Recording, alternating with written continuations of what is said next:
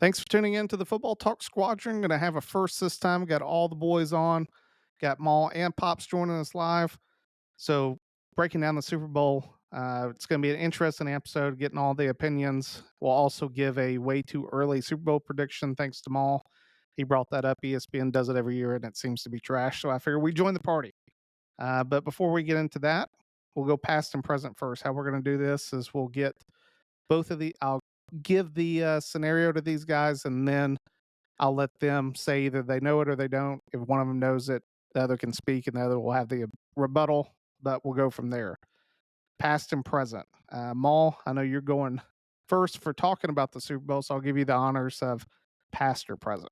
Let's do past first. Past. Vernon Davis. Do you guys know where he went to school? Ooh, I do not off the top of my head. I think I could only take guesses. I think I know. All right, Pops, what you got? What? It was a Big Ten school, wasn't it? It was Big Ten. Maryland. Maul, you with him or against him? See, I was gonna say like Penn State, but so I guess I'll just say against him because that would have been my guess. It is Maryland. Wow. So shack it. 1-0 Pops. Pops is on a roll. He did good last week too. He got some difficult ones. All right, past. So this the way I did this is Vernon Davis played for the Niners, so you know that this guy plays for the Chiefs, and that's your bigger hint for the present. College was Georgia Southern. Played for the Vikings, the Niners, and now the Chiefs. You guys need any hints, or do you think you know it? You said Georgia Southern and then Vikings, Niners, Chiefs. Yep.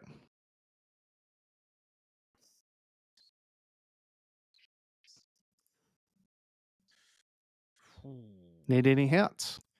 I'm guessing that he didn't play a whole lot on Sunday.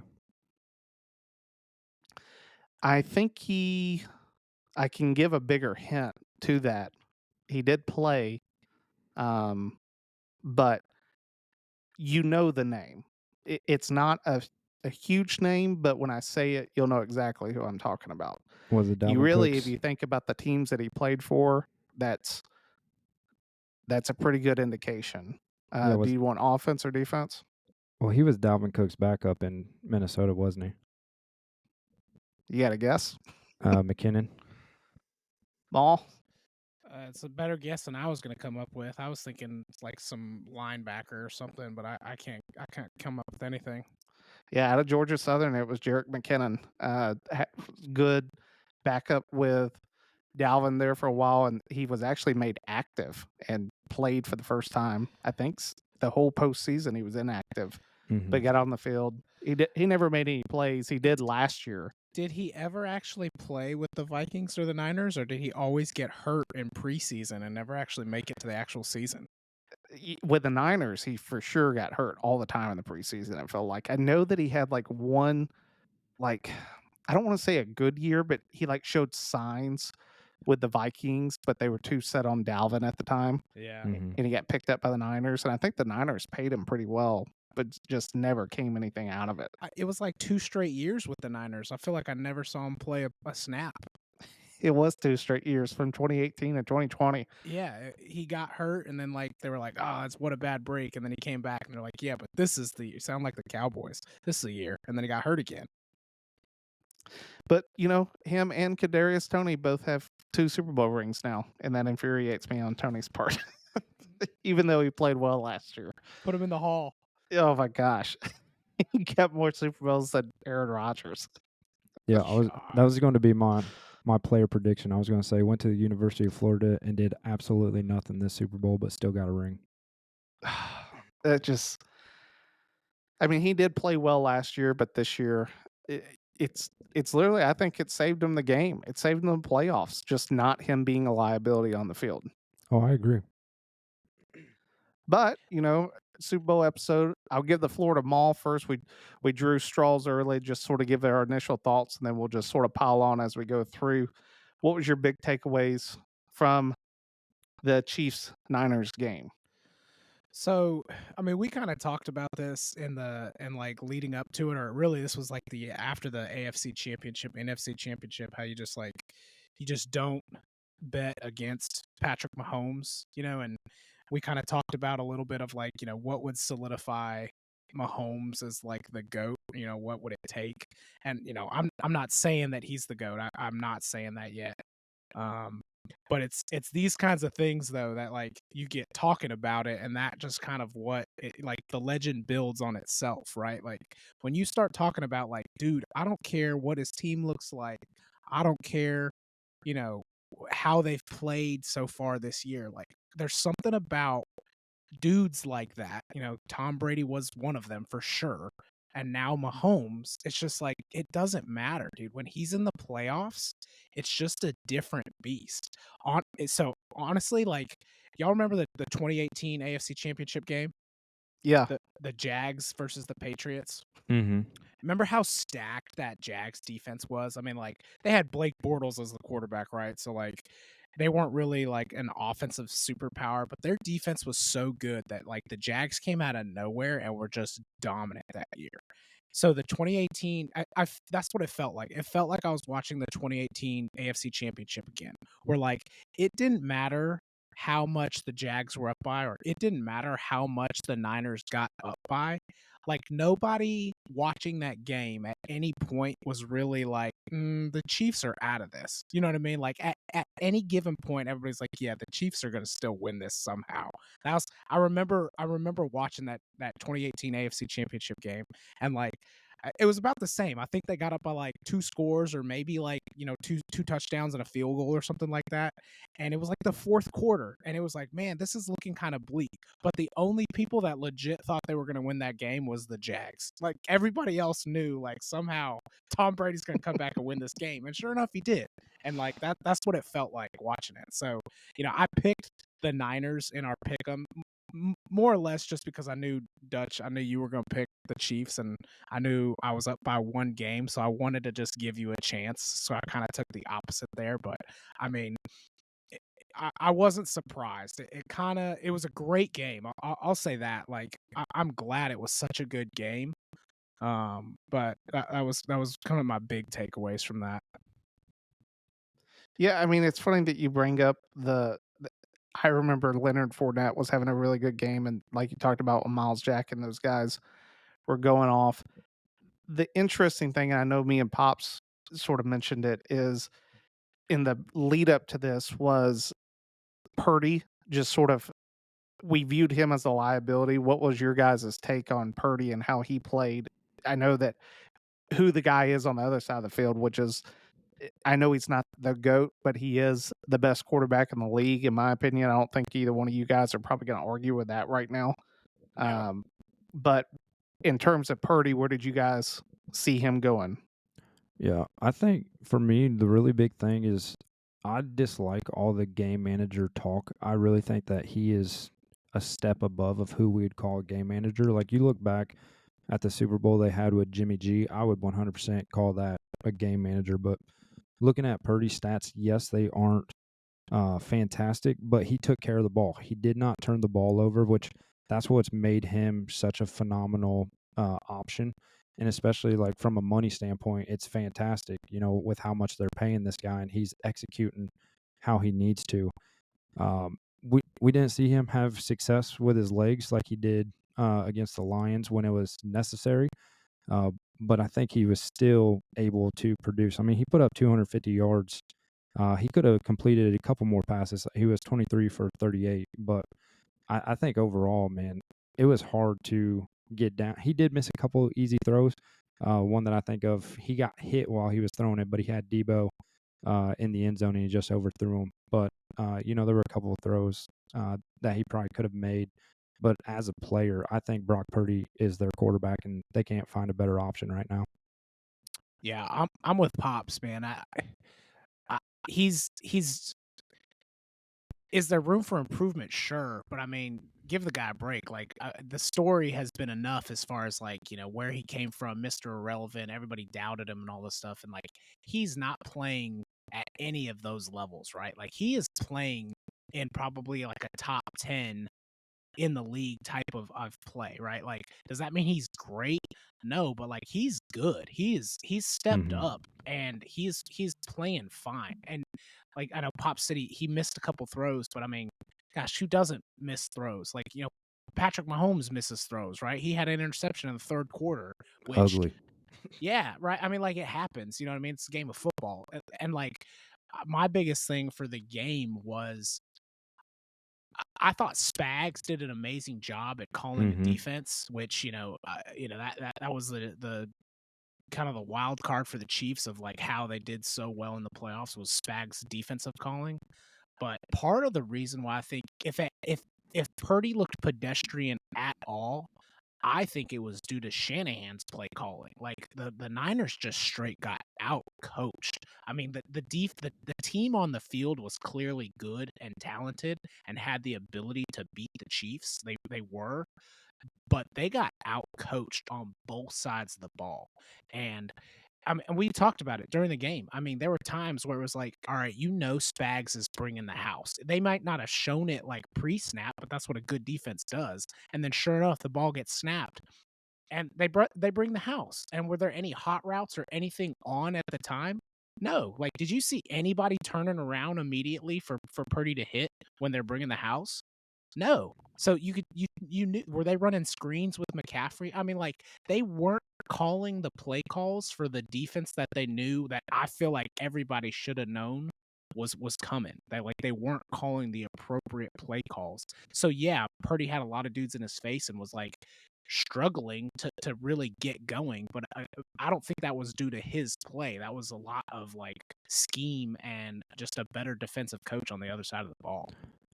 Yeah, and if I can piggyback on that real quick, like you talked about that interception that Mahomes threw, and we were all on the phone talking like, what is Shanahan doing? That interception, right after the first drive, after halftime, the 49ers went 3 plays for -1, and it was pass, false start, pass, and punt. So they had an opportunity because the game was 10-3 at this time. If they went back to, like you were talking about, Shanahan getting away from McCaffrey, you run the ball there, I guarantee you have success, and you at least score a field goal, more than likely punch it in, continue to go back to what you've been doing all game. And, that would have been a huge momentum gain. It would have been 17-3 after a Mahomes interception had Shanahan, not try to change it up after halftime, in my opinion. Yeah, I think again, just to kind of piggyback on it, like it's not Purdy's play necessarily, but Purdy's clearly not the best guy on that team. That's okay. Like you don't need your quarterback to be the best guy, even though he touches the ball every single time. Like I, Shanahan tried to put too much on Purdy's plate, and he's just not the guy to do that to. That doesn't mean he's just a game manager, though. You know what I mean? So here's my question to you guys. So I agree with you. I think that some of the play calling was poor, but I know this is very hypothetical. Exact same team that we saw out there. However, at quarterback, I'm just going to rattle off some guys, and you tell me if they beat Mahomes with the Niners team. It doesn't matter. It doesn't matter who you say. I'm gonna say no. Like same outcome. You Because don't think Joe Burrow beats him healthy? Oof. Like you Oof. don't like what about I mean Brady did cuz for me this is what I like the point I'm going to make. The first half was so reminiscent of the Buccaneers versus the Chiefs. Like the Chiefs really couldn't get it going, but every time Brady touched the ball, they drove down and got points. the, Like that the that the only thing I would say possibly for that is again I don't know because we're super hypothetical. I don't know like how much Brock Purdy's changing plays, right? Like I don't. exactly. So Yes. Mhm. so I'll give you that. Like maybe he doesn't have but again like think about how young this dude is right now, right? Like you- you're trying to trying to put this guy up against Patrick Mahomes right now, and like, again, he just doesn't have that experience, right? So maybe, all right, maybe you get someone like Brady or Burrow. Burrow's probably the only one that maybe I'd give you, but even then, dude, like, he's under pressure if he's not audibling out of it, if he's just running the play like Purdy's running the play. I mean, if it's Josh Allen, he's probably throwing at least 3 picks. So, like, I mean, Allen had him on the ropes. If Diggs catches that pass, I think That's they fair. beat the Chiefs. no, Yeah. I Like- agree, but it's a different team. Yeah, I know dude. that. That's why I'm just saying. Like, for me, it's like this battle because I get what you're saying in terms of like he's a young kid. I'm not going to argue that. But to beat Mahomes, I think that's like where the questions come for Purdy is like at the end of the day, you take a look. I was talking about it with Maul before the show kicked off. Like I look at the AFC, like Mahomes has to go through some stacked quarterback play. You got Burrow, you got Josh Allen, Lamar, Herbert, Stroud, Tua, T-Law. I know the bottom two sort of suck, but in terms of like the guys that he has to fight through to get to the Super Bowl. But once he gets there, like the only guy to beat him was Brady. You look on the other side of the aisle, like for me, the best quarterback in the NFC, I'd say is Stafford, and he's old. But like, who you putting at number 2? You gonna put Dak? You gonna put Purdy, Hurts, or Love, or Cousins? Like, who's that next guy? Like, that's Goff. Golf. Like, whoever he gets, like, if you let Mahomes get into the Super Bowl from here on out, up until things change in the NFC, he's winning. Like, I don't see an NFC team. They have the best defense in the Niners, and still couldn't beat them.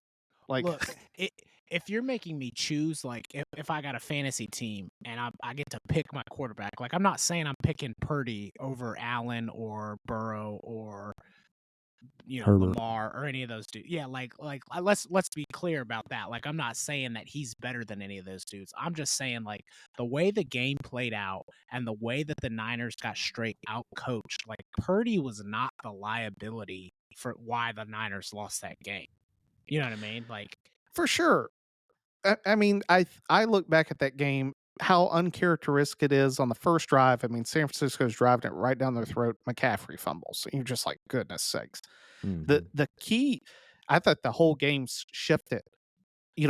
They have that interception, 3 and out. You're like, okay, Kansas City's going to take it down, score, and then Kansas City has to punt. And on that punt, a muff, Ray can't jump on it to just looks like Cam Newton out there trying to get the football in the Super Bowl. And then one play later, the Chiefs are ahead, and you're just like it was such you could tell like the entire game was just like the Niners. It was sad Debo on the sideline all over again. Like they sort of knew it was coming. I mean, but let's be clear though. Like, without that mixed extra point, talk about they had him on the ropes. I mean, if the Niners are up by 4 and not 3, that's a Mhm. completely different situation, right? 100%. Am I saying that the Chiefs don't go down and score a touchdown and win anyway? No, but like, you know how that goes. Like, you know how Yeah, there's easy just it more is. the more pressure on them. Yeah. Yeah, like, mentality-wise, when Mahomes gets on the field and he's like, "I got a minute and a half just to get a field goal," piece of cake. You know what I mean? But if he gets on the field and he's like, "Shoot, I gotta go a minute and a half and I gotta score a touchdown," right? With the receivers that he has, like, that puts some pressure on him. You know what I mean? So, like, if they make that extra point, dude, that's a completely different ball game. So, like, I would say, like, don't get it twisted on, like, the Chiefs just came out and dominated, like, because the Niners had them on the ropes just as much as anybody else did. It just, it came down to one bad extra point, which, poor Moody, right? He breaks the Super Bowl record and then immediately gets it broken by the other team and then misses the extra point, which basically kind of comes down to the game, decider. Like, what a heartbreak or a roller coaster of emotions there. It pays to have a good kicker in the league. Now, you mentioned this pressure, so I'll ask both of you guys this now. Should the Niners have kicked it to Mahomes? That way they knew what they had to get instead of letting Patrick know that if you score a touchdown, you win. Does that make sense? I mean, I don't know how true it is. I saw some I saw some articles about like at least Juszczyk said that they didn't know the rules, the overtime rules, Oh, I saw all those. Yeah, that's which sad. I mean, I'll be honest, like I didn't know that the Super Bowl rules were that different. Like because I was looking at the game thinking like, hey, this clock's running out. I wonder what happens when it reaches zero. Until Mm-hmm. I don't remember if it was if it was Romo or whoever was like, hey, when the clock runs zeros, that's just the end of the first quarter. Like I didn't know some of those rules, so it is sad because I know they had like committees and stuff that were telling them all the rules. Now, I did see an article that said Shanahan knew what was up. Like he was on the up and up, and he said he wanted the ball third, Yep. which kind of makes sense, right? Like you're expecting a field goal, and now we get the ball to go third. But I don't know. That's tough. To me, it's kind of like college overtime. Like take the ball second so you know what you need. Yeah, and that was the thing too. Like I saw that article that Shanahan knew, and then also even right now, ESPN's got an article sitting out about the 49ers had been playing in this overtime plan all the way throughout the playoffs. So there seems to be a lot of confusion in that building of what truly happened. So, would you guys have kicked it to Mahomes or taken the ball? Oh, no, that's I would have done it like college, you know what I mean? Where like I would have gone second, like I would have kicked it to Mahomes and said, I want to see what they do. That way, because like we talked about, like it gives you that peace of mind. Like they go down and score at all, well, like we got 4 downs to keep going. You know what I mean? Like you don't ever have to worry about punting if that team scores first. So. Because even if they go Yep. down and score a touchdown, right? Like, who cares if they score a touchdown? Now you just know you got to get a touchdown instead of a field goal. Like, I would have definitely kicked the ball.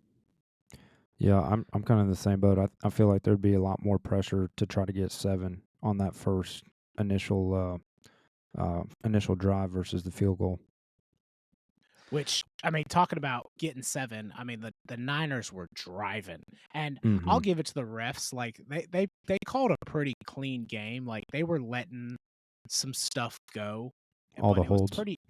I mean, all the holds. We'll call that. It was pretty even on both sides though. Like they weren't throwing a ton of flags either way. So Fair. I thought it was at least as close as you can when the Chiefs are playing, right? Like this is about as best you can get.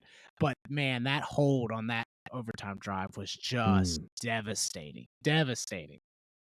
Now, I did send this out to you boys in the chat, and I do want to bring it up.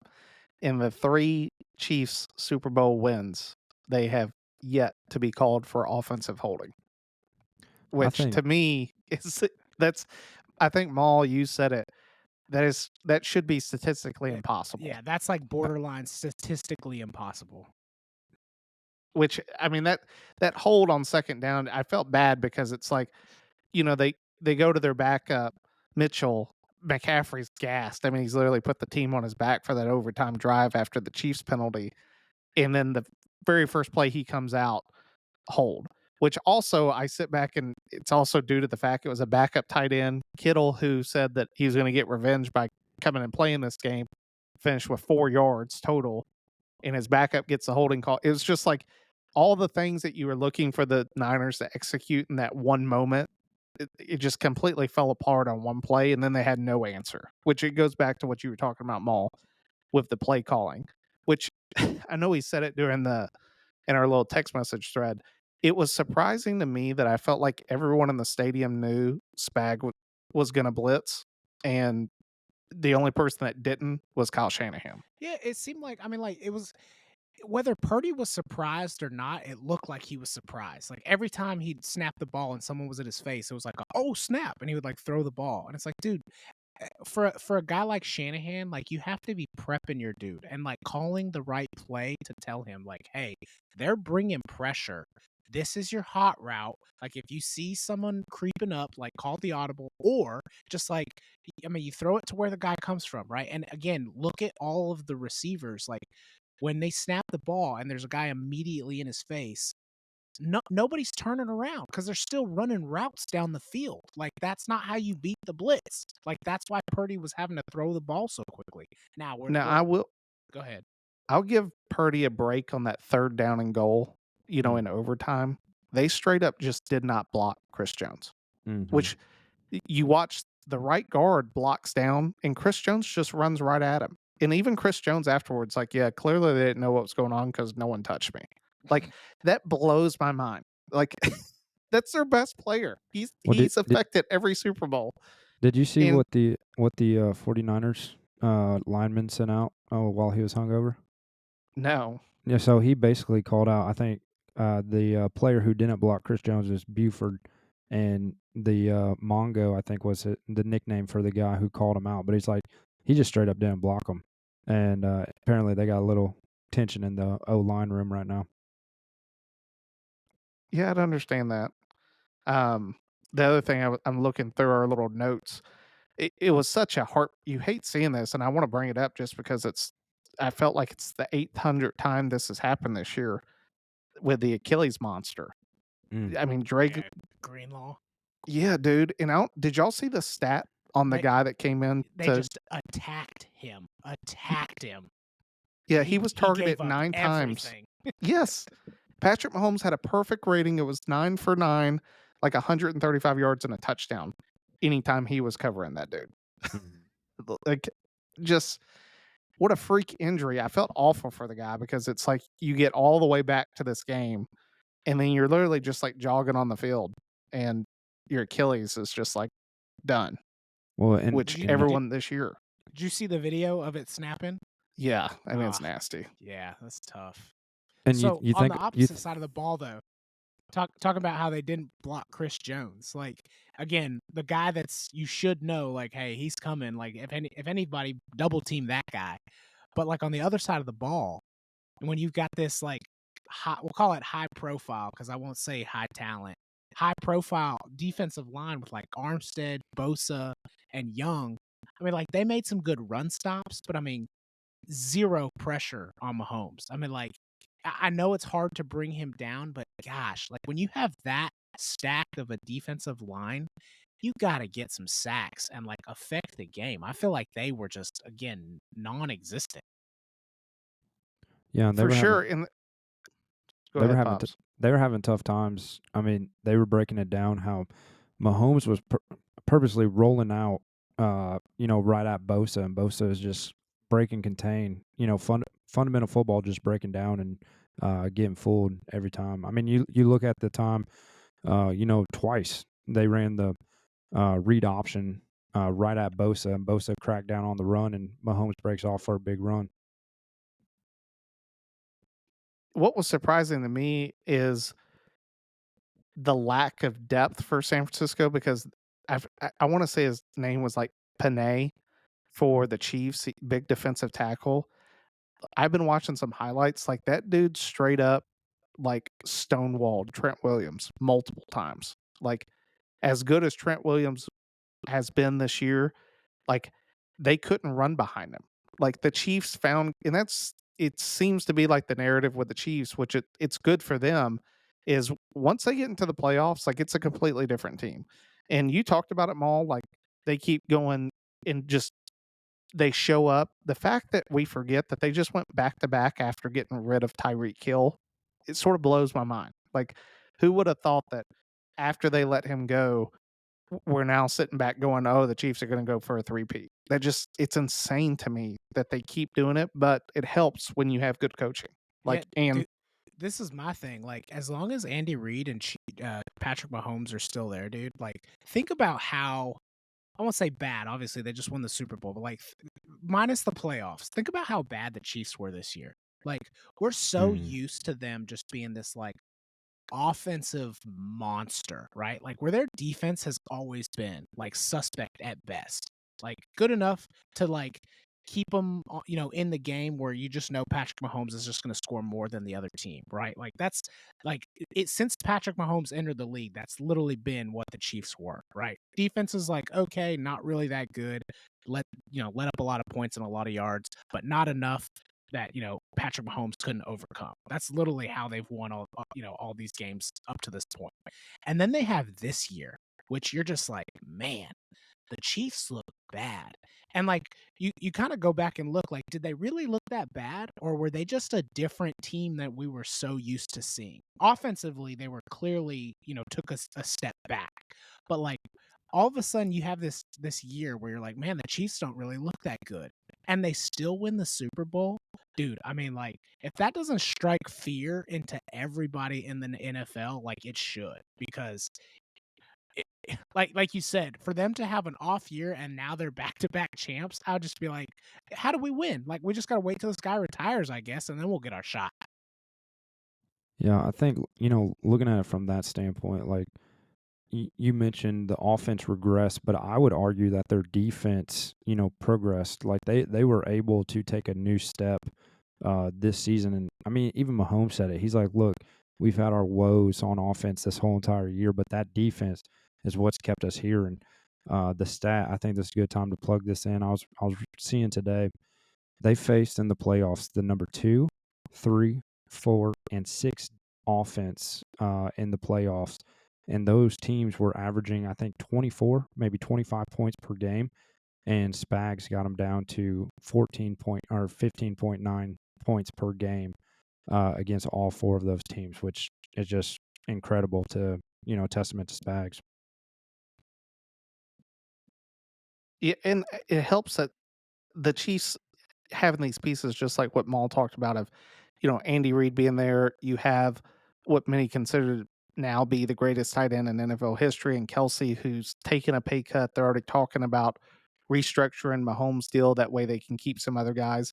I do think one of the bigger, I know we're going to sort of lean out of the Super Bowl going in the next year. I don't see a scenario in which they pay Chris Jones, just because I think Chris Jones is going to get offered way too much money by someone like Jacksonville or something. Someone has enough money to just throw 70 million at him, and that's not how the Chiefs do business. But at the same time, I think they'll keep Spag. Like, he's not going to leave anywhere. I feel like he's comfortable enough in his own skin to be like, hey, I didn't make it last time as a head coach, but I'm winning Super Bowl rings here. I think I'm just going to stay here. Like, we're doing great, which helps the Chiefs. And that sort of, it's one of these things in the league that I think is undervalued, of when you have someone that does a really good job that just stays placed. Like, they know where their roots are and they just chill. Where do you guys see in Did for the Chris Chiefs? Jones? Did Chris Jones only sign a 1-year deal? Yeah. Okay. I mean, to be honest, like, outside of, I can't really speak to the entire playoffs because I don't really know. But like, outside of the Super Bowl, obviously he had a big impact. But like, during the regular season, I wouldn't say that Chris Jones had an amazing year. Right? Like, after getting paid all that money, I know he's a big name, and it kind of comes with like all of a sudden they're double teaming him a lot, so he doesn't have a direct impact, kind of Aaron Donald kind of effect.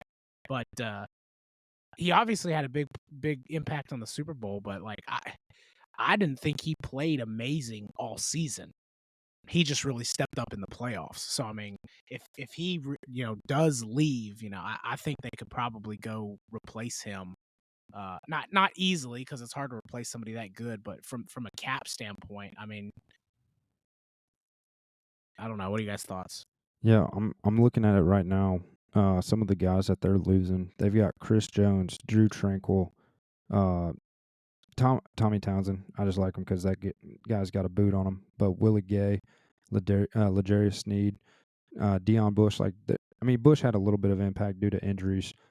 He was able to come back in, but like L'Jarius Sneed, All Pro, they're losing quite a bit of guys who are their starters on defense. So it's going to be an interesting offseason for them to see, if they're able to bring in guys to fill the gaps, or if these guys are willing to take the pay cut like Kelsey. Maybe Kelsey's the motivating factor. Like, hey guys, maybe I can bring you on State Farm or something like that. To get these guys incentivized to stay there. Get that bundle package. I just, I guess we can sort of transition it into it of our way too early.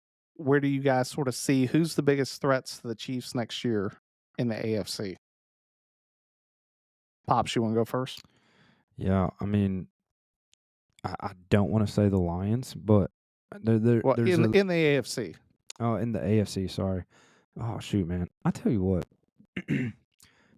I mean, I hate. I tell you what, I will say it. I like them just the way that Maul liked them this year. Joey Burrow's coming back.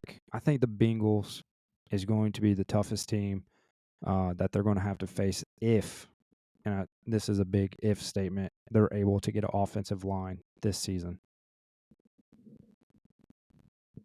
What about you, Maul?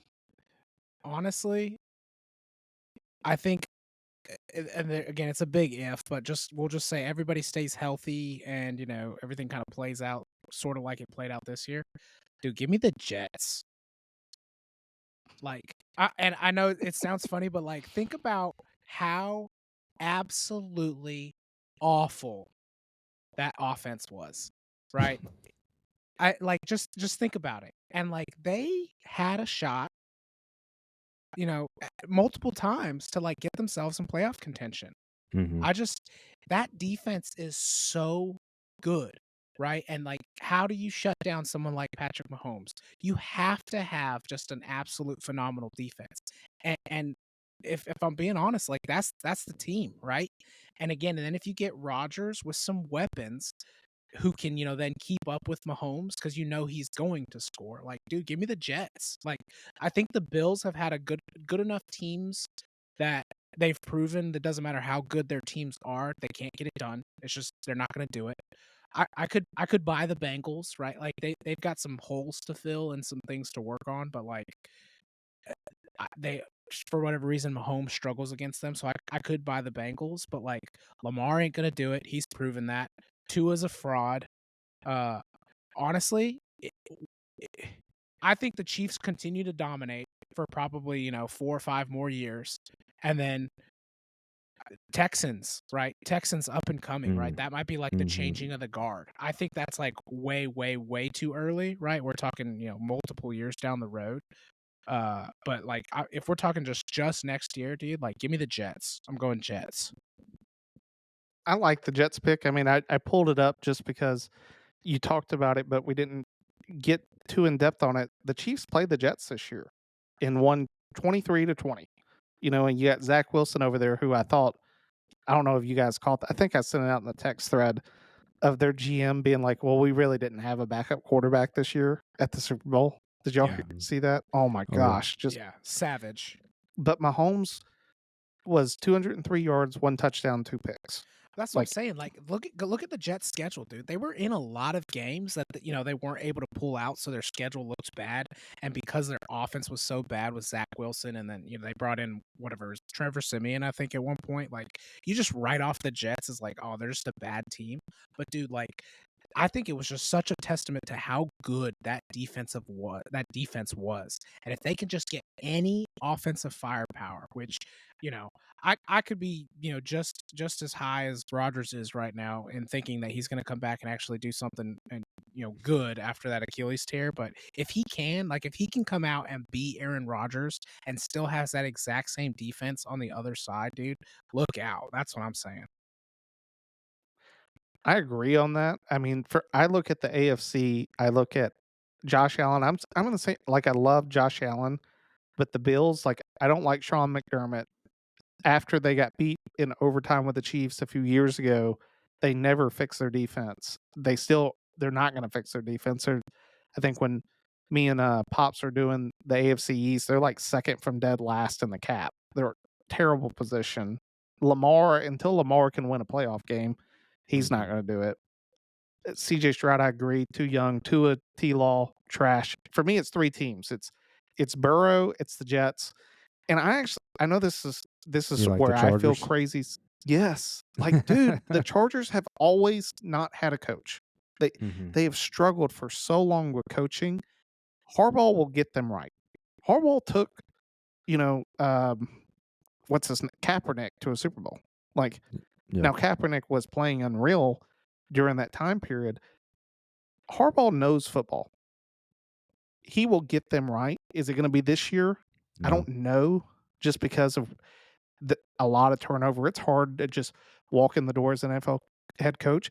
Could I see them like testing the Chiefs this year? 100%. Like, I mean, the Broncos did. Broncos terrible. Broncos beat them once and had them on the ropes the other time. Like, and the Raiders did the same thing. Like, in the regular season, it's not impossible, I think, as we saw this year, that with just a few other breaks, I think the Chargers could win the division. Like, the Chiefs, once they get into the playoffs, are a different team, but during the regular season this past year, and you talked about all the guys that are losing, like, Harbaugh will have Herbert going, in my opinion. That's my biggest threat to the Chiefs right now is the Chargers, just because up until I see Rodgers play with the Jets, like, I'm still probably scorned over picking them to go to the Super Bowl. And every time I think about that, I just see them all laughing in my face of how Your pick, stupid that was. your pick was ruined, and within 30 seconds of the season started.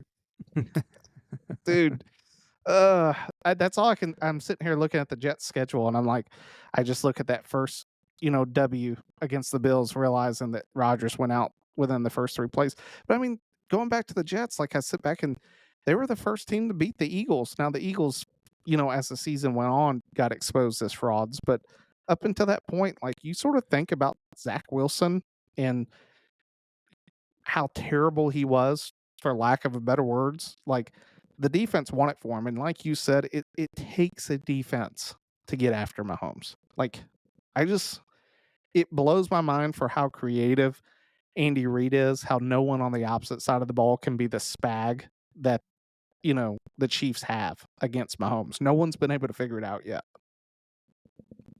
I mean, it's not an easy task. I mean, the dude is absolutely phenomenal, right? Like he's what 6 years into the league, and we're already comparing him with Tom Brady, who played 20 years. Like there's a reason, right? Like so, it's not an easy task. But you're right. Like the fact that nobody's been able to really even frustrate him or get anywhere near him, it's almost like, is Patrick Mahomes really that good, or is just the defensive side of the ball that poor? I mean, I will say, I'll probably hold on it for a while that Brady's still the GOAT, even if they tied, just because Brady beat him in a Super Bowl. That I think that one will, once they start getting closer in Super Bowl records, that's probably going to be talked about more and more. And it's just Brady went to a whole new team. He did it without Belichick, which was huge for him in terms of the GOAT race. I think the thing for, like, I want to go back to this with Purdy. This is sort of my question for you. Like, I know we talked a lot about this, Maul, and Pops definitely chime in. You got Purdy on this deal right now. Like, do you think he's the guy that you're going to sign to the Daniel Jones 160 million here in a few years? Like, does he give you that vibe? If that makes sense. Right now, no. I don't know but I don't think Purdy will demand something like that. Like to me, I think it's just the QB market. Like, well, Daniel Jones got it. Like, and Daniel Jones hasn't been to a Super Bowl. yeah, but the Giants are idiots. You're not wrong. I think it's one of those where, like, as much as I want to praise the Niners were also the guys that drafted Trey Lance. Like, somehow we completely forget about them trading 3 first-round picks to go up and get him, and now he's a backup with Dak. Mhm. Like, that's fair, but at the same time, I think they were desperate. Like they knew we're kind of screwed here, and like they're reaching, and that's what that's what the Giants did. Like that's what these teams do when they're scared and they know that they don't have their guy. They reach and they make desperate attempts. Like I think they are more than happy to keep Purdy, as long as like everybody's just honest on both sides of the negotiation of like, Purdy, you're not Patrick Mahomes. We're not going to pay you like that. And Purdy needs to be man enough to go, yeah, I'm like the 10th best guy on our team, but I'm good enough to take those guys, if we can keep them all. You know what I mean? Like, I think that's the discussion that needs to be had. You know what I mean? And again, at this point in his career, I think Purdy is, one, just like happy enough to be there, but then two, I think he's kind of, I think he does realize that like he's not the best guy on the team. They might pay him that way, but I don't. If they do, they're gonna screw themselves. Like that's what bad organizations do. I don't know. I don't see like John Lynch doing something like that. Like I don't know. Yeah, and I think too, man. Like you look back, uh, when you're talking about their freak out mode with trading up to go get Trey Lance, they made a huge swing and a miss with Garoppolo. I mean, they gave him a 5-year, 137 million contract, and all he did was sit behind Tom Brady. Like they brought this guy in on a whim with a little bit of a little bit of film when he filled in for Tom getting hurt, but like Jimmy really hadn't proved anything, but he had won 2 Super Bowls sitting behind Tom. And, the 49ers, they've already got buyer's remorse previously, in the quarterback position. So I could see where they would be hesitant to really pay Brock Purdy, uh, you know, that high of a number for the quarterback market. Now, I sort of tricked you guys into this because I want to lead you down this path and then change it around. So I bring up Purdy, but we talked about being outcoached. This is now the 4th time. It's 3 straight times for Shanahan, and 4 if you count him as an offensive coordinator with the Falcons when they blew a 25-point lead. Mm-hmm. It's 3 times, 2 in the Super Bowl, both against the Chiefs, and then once in the playoffs against the Rams that they had a 10-point lead and blow it. How much more rope do you think the Niners give Shanahan? You can go first, Pops. Yeah, I've been seeing this comparison. They kind of looked at the Andy Reid situation with the Eagles, like how much success that he was having, but not being able to get over that hump. And then he eventually, gets pushed out the door. And now look at what he's doing in Kansas City a decade later.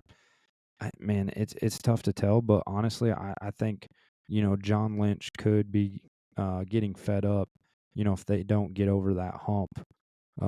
Especially, I mean, on that offense, they got 4 All-Pro guys, in the special teams categories, or not special teams, in the special positions. Dude, it would be, uh, I think he's maybe got 2 seasons max to get over that hump before John Lynch kicks them out the door if they don't win at least one. I'm torn. So like, I'm torn between what I think they will do and what I think they should do. What I think they should do is easy. Like, you just keep the guy. I mean, like, how can you be mad at a guy for taking you to 2 Super Bowls? Mm-hmm. Like, I get it. You want to win, and I get it. But But who at are the you going to same replace him with? exactly, like, that's my thing. It's like, what kinda other, ding-dongs you got out there that they're just coach carouseling around and, like, they can't even get to the playoffs? I mean, again, I get it. You wanna win, but you know how hard it is to win the Super Bowl? Like, it's hard to win the Super Bowl, and my man is taking you there twice. Like, if what I think they will do is probably what Pop said, like probably 2 or 3 years, they'll probably have a bad season, like on the 3rd year, right? He'll probably go to the playoffs the next 2 years, and then maybe that 3rd year something happens and like they just have a bad season or something and don't make the playoffs, and that's going to be where they're just like, all right, you're gone.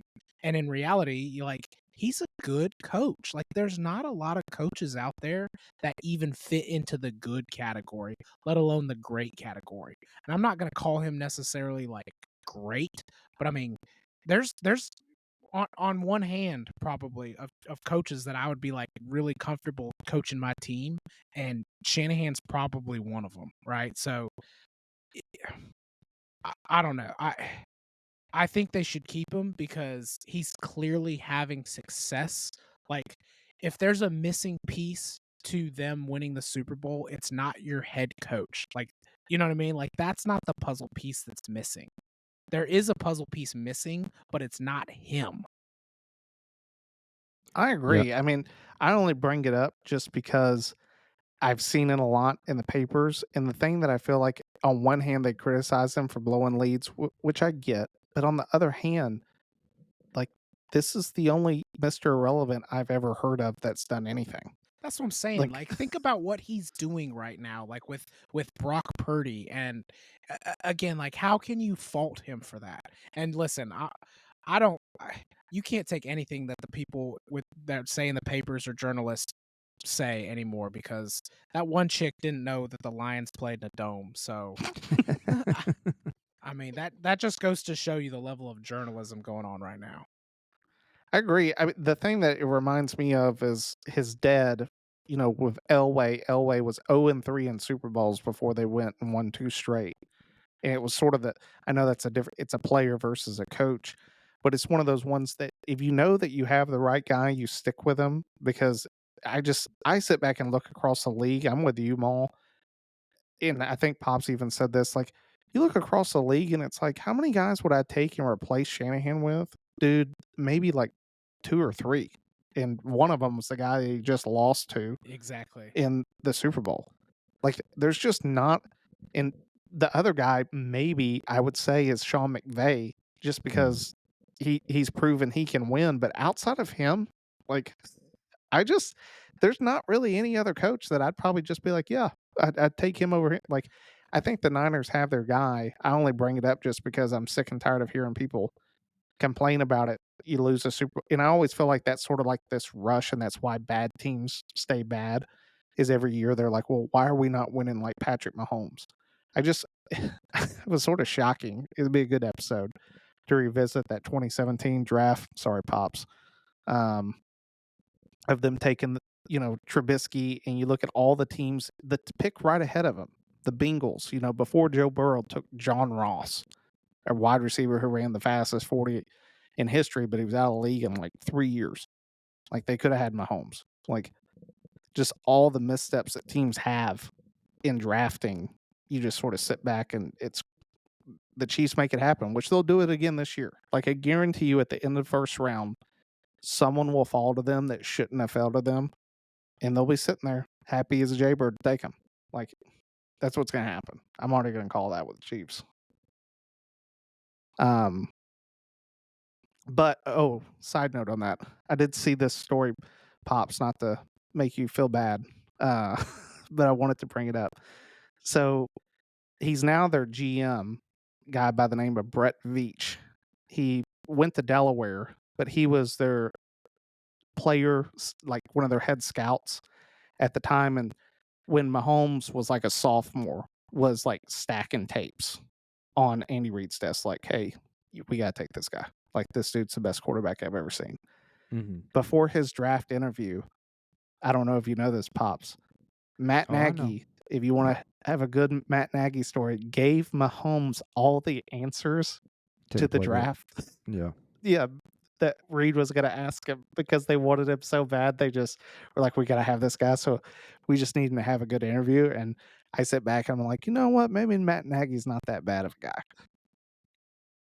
Yeah, I think in the regards of the the player development and or you leave the development to the side and just like the relationship as a coach. Yeah, I think he's a fantastic coach in that regard. Like I look at him, I was like, I'd probably like Matt Nagy, but like as an actual play caller and coordinator, yeah, you could. I feel like I could do a better job sometimes. So I know we talked about the AFC. We'll give our way too early Super Bowl picks as we're sort of wrapping up this episode. So 2024 comes around, Super Bowl 59. Who do you guys got? Yeah, I will take I'm going to take the Bengals and the 49ers. I think the 49ers are going to be able to get back. I don't see anybody giving them too many fits next season out of the NFC.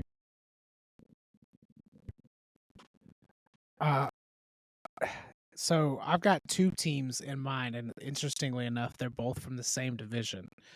It's easy to say the 49ers just because how good they are. I'm just gonna mix it up though, just to throw in a little wild card here.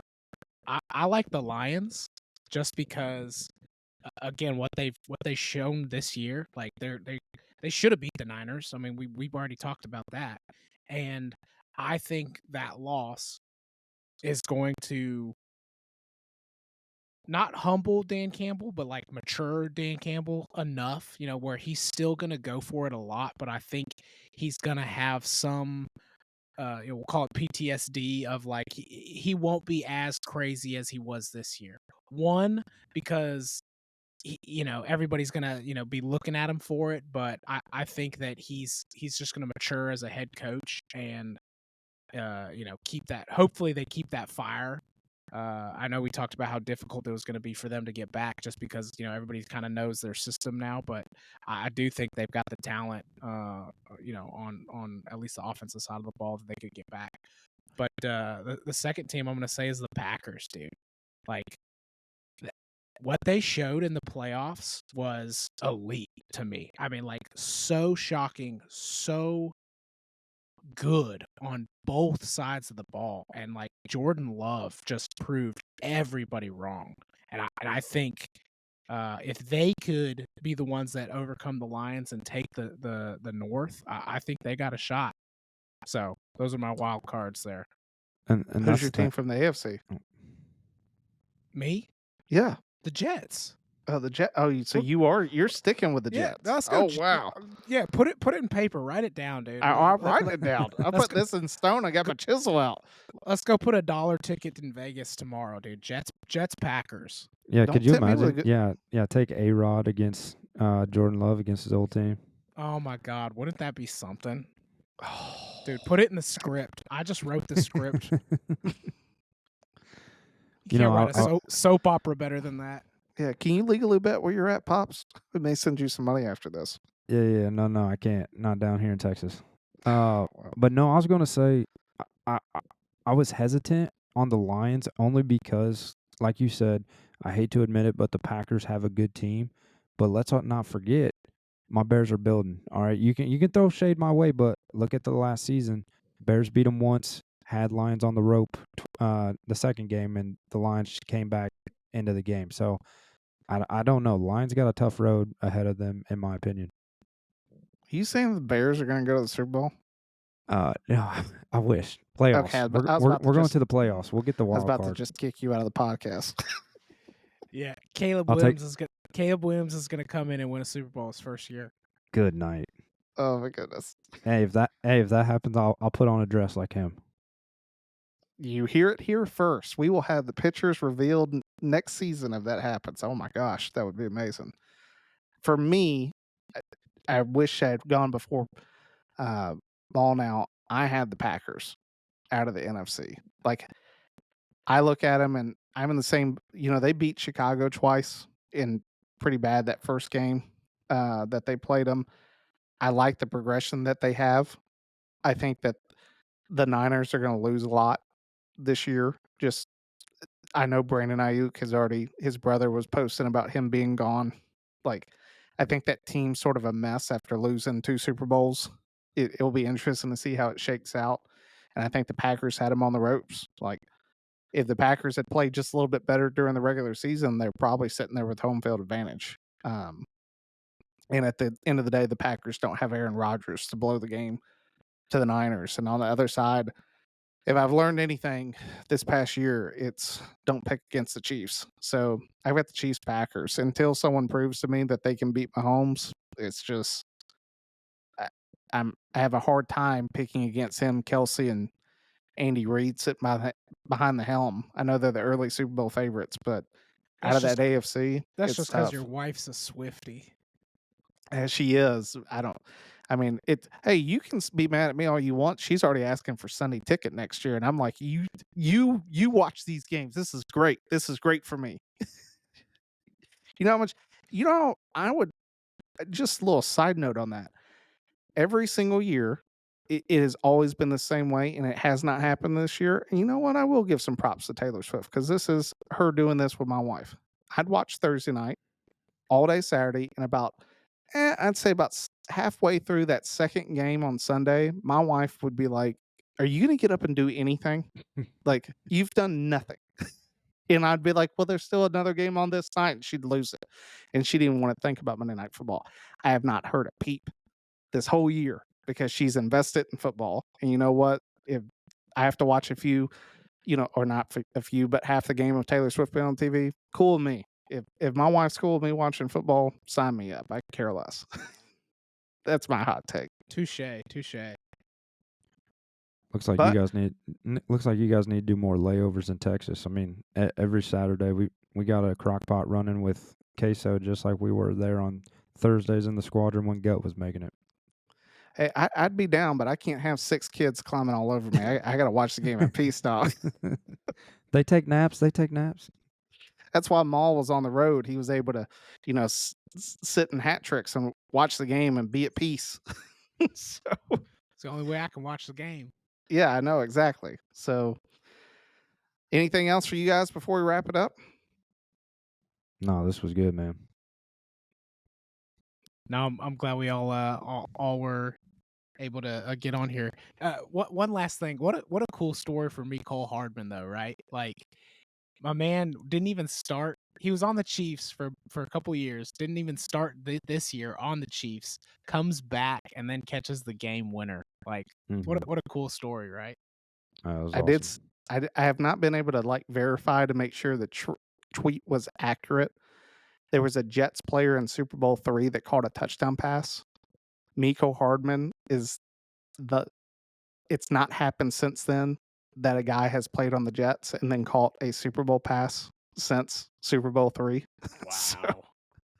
that to me is amazing in how much of just a graveyard is for the Jets that he was somehow able to come back and catch the game winner. And then after he said he blacked out, it wasn't until Mahomes told him we just won the Super Bowl that he realized that they had won. Yeah, Mahomes went running up to him and was like, "Bro, why aren't you celebrating?" He's like, "What happened?" He's like, "We just won the Super Bowl." I'm sure you guys noticed, but if you haven't, and especially for anyone at home, go rewatch it. What a power move this is. And I loved it watching it. It's hilarious. Watch Kelsey. Kelsey doesn't even look. He's watching the video board. He's in the end zone. He's already got his guy out of the way. So he's looking up at the video board when he catches it. It reacts to the video board. He's completely separated from the game. Just he's pretty much us watching on the TV, but he's on the field. That was, to me, was one of the funniest things about that play, watching that. It was the same play they ran to beat the Eagles last year too. Oh my goodness. The old corn dog. Corn dog, yeah. I mean, it's such a good play. It was And it cracked me up last year, but Andy Reid called it. Yeah, this time we put a little ketchup and mustard on it. How about some of them nuggies? Says he talks about nuggies. Give me some them nuggies. Give me that bundle. I did laugh. Chris Berman had a thing of In-N-Out for him. Yeah, when he came over to the thing. You could tell. Even Andy was like, I could smell the onions. How much more? I guess I'll end with this.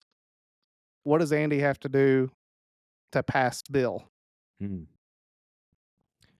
Man, is it just Super Bowls, or I think that when Tom left and how bad Reid was, or how bad Belichick was without Tom in the building, the fact that Reid's been able to do it with the Eagles of at least getting them there. They were 3 points short against the Pats, but now with Kansas City, what he's been able to do, where's his argument? I mean, I think there's already an argument, honestly. When we're talking Tom Brady and Mahomes, I don't think anybody who legitimately would call themselves a fan would really even argue it yet, right? It's going to be a debate in the future. We all know that. But right now, Tom Brady is the GOAT. But I mean, I think if you're comparing Belichick and Andy Reid right now, that's a legitimate debate. I mean, I think it's already there as far as it's just kind of which way you lean and what you think's more important. Yeah, and that's the thing too, is you look at some of the offenses that Andy Reid had, he had years where he the transition from Donovan McNabb, there were some struggle years. Mike Vick, he had glimpses of hope, but it never returned back to the full Atlanta self. After his time he spent away from the game, and before he got the ability to have Mahomes, with Alex Smith and a couple guys moving around with the Chiefs, there were some years there where he lost some wins that aren't going to be in the category that Bill had just because he had Tom Brady. So, yeah, just kind of like Maul is saying, as far as a coach, man, Andy Reid seems to have it. He always has a good staff around him. I mean, even with guys moving in and out, with being the enemy, in which it'd be really curious to see, what happens to Matt Nagy this offseason.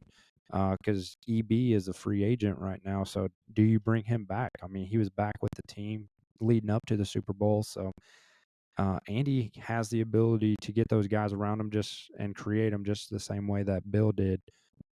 So, man, I'm looking forward to it. I think, just like Maul said, you could already speculate between Bill and Andy. The thing I think will hurt Bill but help Andy. Andy's 2 Super Bowl losses came at who at quarterback? McNabb. No, well, I'm saying opposing. Against Brady. Tom Brady. Yeah, both against Brady. Belichick, the 2 that, I mean, 2 against Eli, which I think Eli's better than most people give him credit for. However, For sure. when you went undefeated in the regular season and you could only put up 14 points, that was shocking. And then the Nick Foles, like I think that's going to be more talked about going forward, is the fact that Belichick lost some games that you really shouldn't have lost. Like, they won some games that they really shouldn't have won. 25 points down to the Falcons. If they had just handed the ball off to Marshawn Lynch, there's some luck that went into some of these games that they ended up winning, which I think a lot of it was just because they had Brady, they were able to squeak through. But I think Andy's going to probably, especially, I'm sort of with Maul. I think that in the next 4 to 5 years, like, I'd say at least the Chiefs win 2 more at a min. Like, it's going to be tough battling those guys if they stay healthy. I don't know who's going to put the reins on the Chiefs this coming season and thereafter, really battling for them, because from a standpoint of coaching, quarterback, and tight end, they're pretty set. So yeah, I mean, the biggest thing is for me is Andy Reid's health. I mean, I'm not gonna lie, like to me that's a pretty big factor. But he's 65 right now. Bill is 72, I believe. So just looking at him from that perspective, I think if he stays healthy, he's got 284 wins right now. He's going to be able to push close to Bill's record over these next couple of years with Mahomes. So he has the ability to overpass. Now it's just, like you said, the matter of getting the Super Bowl rings, and we've got a real valid discussion here. yeah, absolutely. Well, we dragged it on for a little bit, but I do appreciate you and Ma for tuning in. Glad to have all 3 of us on for an episode talking about the Super Bowl. We'll get into it this off season. Then we got a whole new season coming here just in 6 months? No, a little bit more. 6 to 9 months. Yeah, 205 days. Yeah, absolutely. Already a countdown. So appreciate you guys for tuning in. Go to our Instagram, TikTok, follow and subscribe. Podcast, YouTube, Apple Podcasts, and Spotify. Appreciate everything. Enjoy this season. Glad to wrap it up, but looking forward to bring some new episodes each and every week during the off season. But it's time to pull chalks. We'll see you next time.